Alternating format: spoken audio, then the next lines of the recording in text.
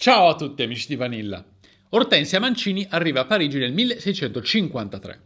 Quel giorno è ancora una bambina piccolissima, ha solo 7 anni, è lontana da casa e dai genitori, ma può contare sulla protezione di suo zio Giulio Mazzarino, primo ministro di Francia, che in quel periodo detiene un potere enorme invece di Luigi XIV, il futuro re sole. Il celebre cardinale ha da poco sconfitto gli aristocratici della fronda nobiliare e sta chiamando a sé tutte le nipoti per combinare matrimoni vantaggiosi che siano in grado di accrescere il suo potere. Le 7 Mazarinette, così erano chiamate, serviranno anche a passare dei piacevoli momenti di svago familiare. Sembra un aspetto importante per il celebre cardinale italiano. La piccola Ortensia diventa presto la prediletta dello zio. Cresce, debutta in società e si guadagna l'attenzione degli uomini e l'invidia delle donne. La scrittrice Madame de Lafayette la definisce una delle bellezze più perfette della corte, dotata di fascino e cultura, ma con un carattere un po' ribelle. Di lei invece l'amico John Evelyn scrive: era di una bellezza e di uno spirito straordinario, ma dissoluto e intollerante alle restrizioni del matrimonio. In queste parole c'è il perfetto riassunto di Ortensia Mancini, una nobildonna italiana il cui animo libertino la porterà a girovagare per l'Europa e a destreggiarsi fra scandali, protettori e amanti. Prima di vedere la sua storia una piccola precisazione. Hortense si sentì chiamare per tutta la sua vita Hortense in francese, ma io per semplicità pronuncerò il suo nome in italiano, non tanto perché lei in realtà fosse di origine italiana, ma quanto perché sono parecchio scarso con la pronuncia en français. Vi ricordo che potete sostenerci iscrivendovi al canale di Vanilla Magazine. Più o meno la metà di coloro che vedranno questo video non sono ancora iscritti. A voi non costa nulla, ma per noi fa tutta la differenza del mondo. Ci consente di portare avanti la nostra opera di divulgazione storica e culturale. Grazie mille a tutti e ora cominciamo.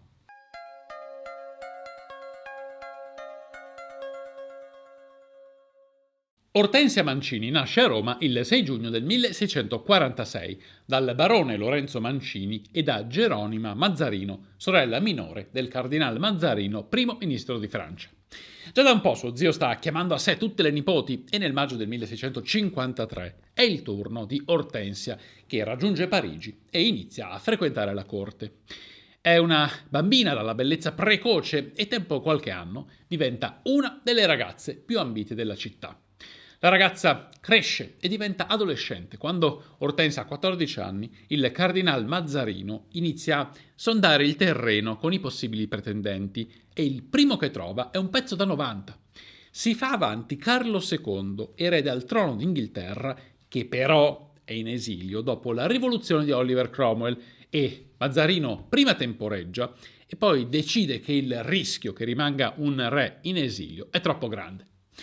Il sovrano ha poche possibilità di tornare a regnare e il cardinale vuole che tutte le Mazarinette contraggano il miglior matrimonio possibile, ma pochi mesi più tardi accade l'impensabile.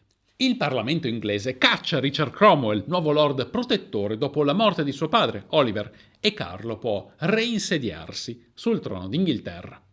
Mazzarino fa un passo indietro e tenta di riaprire i negoziati, offrendo ben 5 milioni di livres come dote, ma Carlo rifiuta, anche se il rapporto, ma lo vedremo dopo, viene rimandato di soltanto circa 15 anni. Le trattative di Mazzarino sono comunque sempre a un livello altissimo. Non vanno a buon fine quelle con Carlo Emanuele II di Savoia, Pietro II di Portogallo e tanti altri nobili d'alto rango. Alla fine si punta non sul sangue blu, ma sul conto in banca. Ortensia viene data in sposa a uno degli uomini più ricchi di Francia, Armand Charles du Leport de la Meilleraye, nipote del suo mentore Armand Jean du Plessis de Richelieu.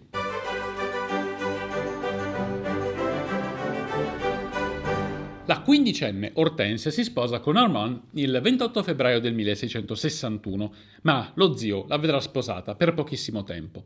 Una settimana dopo, il 9 marzo, Mazzarino muore e lei e il marito diventano i suoi principali eredi, ottenendo il palazzo Mazzarino di Parigi, l'inestimabile collezione artistica dello zio, i governatorati di Alsazia, Bretagna e Vincennes e altri beni patrimoniali per circa 30 milioni di livres. I due sposi sono ricchissimi, ma il matrimonio è un fallimento. Hortensia e Armand proprio non vanno d'accordo. Lei è una mondana, una ragazza in cerca di costanti attenzioni e divertimenti, mentre lui, un uomo geloso e bigotto. Armand vuole che Hortensia sia sempre sotto il suo controllo, la obbliga ad accompagnarlo nei suoi numerosi viaggi d'affari, le impone il rispetto dei riti religiosi e le impedisce di restare da sola con la servitù o di far visita ai parenti. La coppia non è destinata a durare e dopo la nascita dell'ultimo figlio nel 1667, Hortensia abbandona il marito.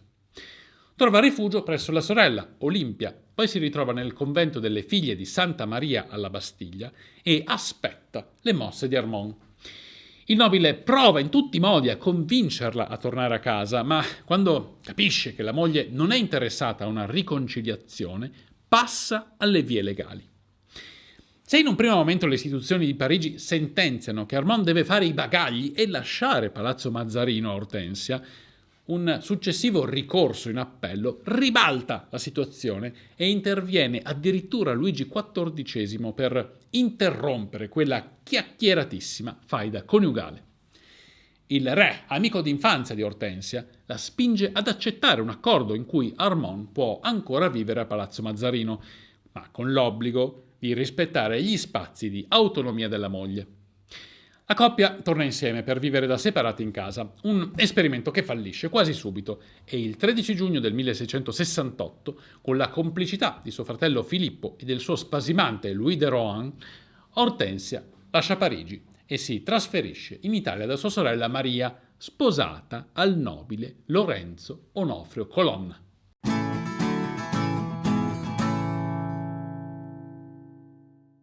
Armand non si arrende e torna a rivolgersi al Parlamento francese, che lo autorizza a riportare la moglie a casa anche con la forza. Hortensia però dorme sonni tranquilli perché gode della protezione dei Colonna e, grazie all'influenza del marito di Maria, può vivere all'insegna del libertinaggio. Per qualche anno la sorella la lascia fare e chiude un occhio sui suoi eccessi, ma un giorno la sorprende in atteggiamenti intimi con uno scudiero dei Colonna e la invita a cambiare aria. Fino al 1669 gira senza fissa dimora per l'Italia, cercando asilo fra parenti e case religiose e nel 1670, con il suo nome ormai sinonimo di scandalo, torna in Francia per tentare una riconciliazione con Armand. Lui non ne vuole sapere e lei rischia di finire sul lastrico, ma Luigi XIV le accorda una pensione di 24.000 livres. Hortensia può quindi tornare a Roma, dove riprende le abitudini di sempre e nel 1671 ha delle relazioni occasionali con i fratelli Carlo e Filippo di Lorena. La ospita sempre la sorella Maria, ma i tempi sono cambiati anche per lei. Il suo matrimonio è in crisi e non pensa più a giudicare i comportamenti della sorella, perché vorrebbe seguirne l'esempio, abbandonare il marito e vivere una vita libera. Il paradosso nel paradosso, ai tempi succedeva anche questo, è che Hortensia non è d'accordo con Maria, le consiglia di rimanere col marito. Maria però è irremovibile, Hortensia le fa da compagna e il 29 maggio del 1672 le due mancini partono in incognito da Roma e raggiungono la Francia. In qualche modo Armand scopre dello spostamento e manda i suoi emissari a caccia della moglie che ad Aix-en-Provence è costretta a separarsi dalla sorella e ripiegare altrove.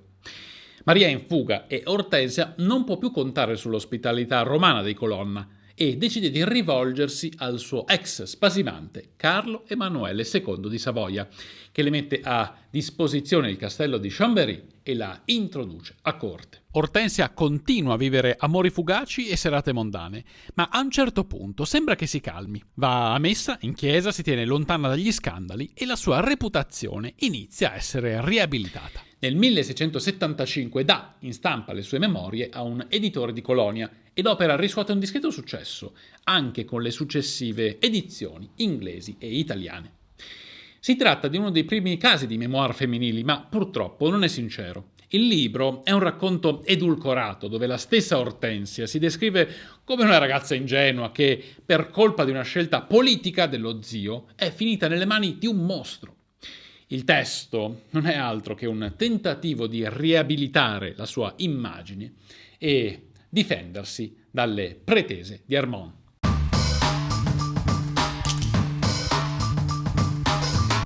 Alla morte di Carlo Emanuele II di Savoia, il 12 giugno del 1675, Ortensia abbandona la Savoia e dopo un viaggio fra Germania e Olanda si imbarca per l'Inghilterra.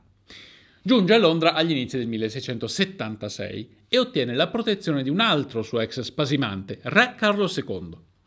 Grazie a sua nipote Maria, sposata al fratello del sovrano, futuro Giacomo II, Ortensia debutta a corte e riscuote un certo successo, ma riesce a tenersi lontana dai guai soltanto per poco. A Londra si trova una certa Louise de Keroualle, amante favorita di Carlo II e convinta filo francese, e molti nobili sono convinti che lei sia un pericolo, una persona che rischia di far alleare Carlo II con Luigi XIV. Ed è qui che entra in gioco Ortensia. Chi, meglio di lei, può scalzare la Keroualle? La Mazarinette ha 30 anni, ancora bella e fascinosa, e accetta la proposta dei nobili di sedurre Carlo II, che le concede una pensione e tanti altri lussi. Tutto sembra andare per il meglio, ma Ortensia è Ortensia e il progetto di scalzare la Keroualle fallisce perché intraprende una relazione sentimentale anche con il principe Luigi Grimaldi di Monaco. Nonostante gli alti e i bassi, il re d'Inghilterra continua a sostenerla economicamente e Ortensia ha modo di frequentare i circoli letterari di Londra e darsi al gioco d'azzardo. Naturalmente è al centro degli scandali londinesi e il più importante è nel 1684, quando ha luogo un duello fra due suoi spasimanti. Uno è un tale barone Besnier, l'altro è il giovane Filippo di Savoia, il figlio di sua sorella Olimpia che, a quanto pare, si è invaghito della zia. Quel duello la fa sprofondare a livello di reputazione, un aspetto che all'epoca era tutt'altro che irrilevante.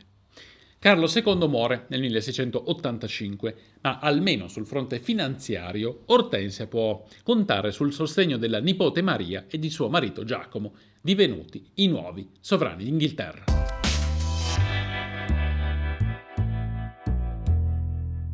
La situazione si complica nel 1688. Il Parlamento manda il re in esilio e consegna il trono a Guglielmo III d'Orange, con quest'ultimo che riduce la pensione di Ortensia alla cifra di 7.000 sterline annue, una miseria per una donna abituata a vivere come una regina. La sua ultima spiaggia è chiedere una sovvenzione ad Armand, ma il marito, nonostante gli anni trascorsi e l'età della donna, le chiede di tornare a casa con lui e nel 1689 intenta una nuova causa giudiziaria. Lasciare l'Inghilterra per recarsi a Parigi è fuori discussione e Ortensia si affida al suo amico e scrittore Charles de Saint-Evremont, che spedisce al Parlamento francese un atto di difesa in cui si descrive come una donna virtuosa, vittima di un marito bigotto che ha dissipato l'eredità del grande Cardinal Mazzarino. Allora, ci si aspetterebbe il contrario, ma l'espediente funziona e i giudici deliberano contro Armand. Purtroppo per Ortensia tutto questo non si traduce in nulla di concreto e la donna è sempre dipendente dalla misera pensione inglese. Sopravvive come può per un decennio e già da tempo malata si spegne il 2 luglio del 1699. Il suo amico John Evelyn scriverà che aveva affrettato la sua morte bevendo smodate quantità di alcol. Al di là di un ipotetico suicidio, la sua storia ha ancora un ultimo capitolo. Quando scopre della dipartita della moglie, Armand si reca in Inghilterra, paga tutti i suoi debiti e trasferisce la salma in Francia, dove finalmente, anche se in un modo molto macabro, può riavere Ortensia al suo fianco. Per circa un anno la porta sempre con sé nei suoi spostamenti e solo su intercessione, su richiesta degli amici e parenti, si decide a darle degna sepoltura nel Collège des Quatre Nations di Parigi. Lì riposa anche il cardinal Mazzarino, l'artefice di quel matrimonio combinato che ha reso Ortensia Mancini la Mazarinette più chiacchierata di Francia, Italia e Inghilterra.